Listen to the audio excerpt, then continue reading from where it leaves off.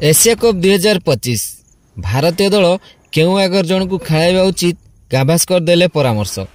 नमस्कार दर्शक बंधु, आसंता 9 तारिख ठारू एशिया कप शुभारंभ होगाकू जाउथिया बेले भारत तार प्रथम मैच आसंता 10 तारिख रे खेलिबो।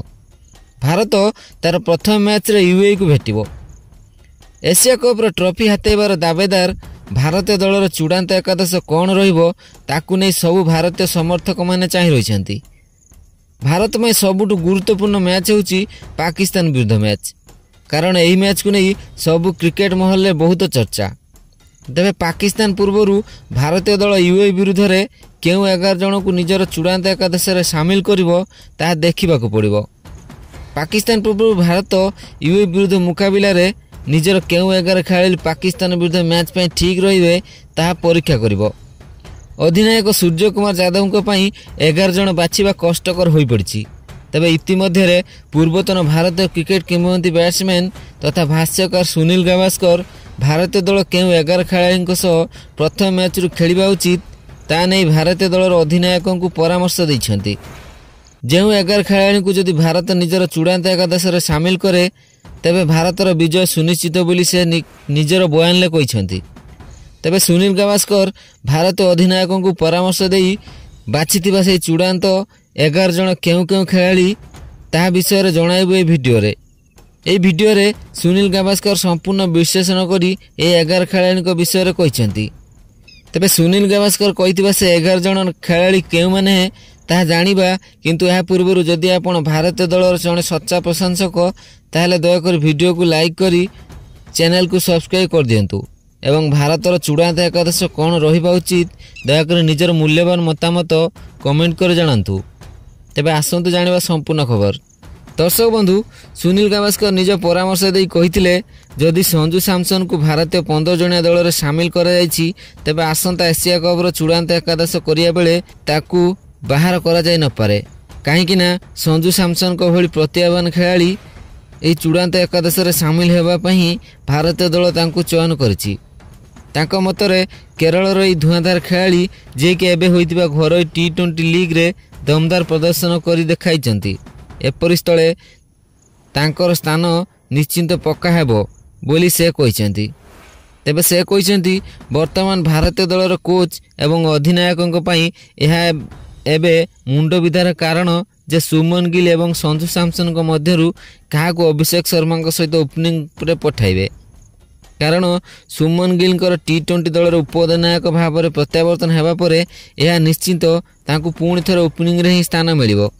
तेबे एबे चिंतार विषय कि संजू सैमसन को चूड़ांत एकादश रे रखा जिवो कि तांकू ऊपर खेला जिवो अथवा तांको स्थान रे जितेश शर्मा को दलर सुजोग मिलिबो, काहेकि ना संजू ओपनिंग पाई ही दलर स्थान पाइछंती।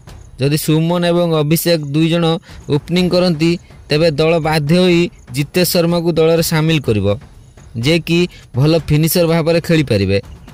मो मतरे संजू सैमसन को रिजर्व खेलाड़ी भाव में छाड़ी पारिबेनी, कारण से ओपनिंग भी करि पारिबे, नहेले 3 नंबर रे खेली पारिबे, नचेत 6 नंबर रे भी फिनिशर भाव में खेली पारिबे। किंतु जितेश शर्मा गत आईपीएल रे 6 नंबर रे भल बैटिंग करी निजको प्रमाणित करछंती। तेबे देखिबाकू बाकी रहिला भारतीय दल चयनकर्ता माने कोन करूछंती। से कहिथिले संजू सैमसन को कम से कम गोटे मुकाबिला जितेश को पूर्व खेलाई देखिबा उचित, अर्थात तांको कहवा अनुसार 10 तारिख हेबाकू थिबा यूएई विरुद्ध मुकाबिला रे संजू को शामिल करबा उचित। यदि संजू को फॉर्म खराब रहे तेबे तांको स्थान रे जितेश शर्मा को खेलिबा उचित। एथि सहित चतुर्थ स्थान पर भारतीय अधिनायक सूर्य कुमार यादव को स्थान दैछंती। से कहिसंती चतुर्थ स्थान पर सूर्य कुमार ही ठीक। सही समय स्पिनर माने बोलिंग करने को आसिबे तो सूर्य कुमार स्पिनर को सामना करबा उचित। पंचम स्थान पर से हार्दिक पांड्या को बाछिछंती।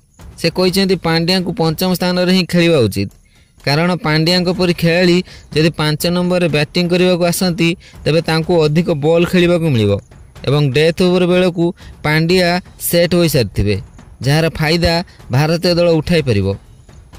गावस्कर कहवा अनुसार रिंकू सिंह अथवा शिवम दुबे को मध्यरु कई जन को बाहर बसवा पड़ो, कारण अक्षर पटेल मध्य एई दलर अछंती जे कि बामहाती बैट्समैन मध्य। ଏବଂ ଜଣେ ଚତୁର ବୋଲର ମଧ୍ୟ।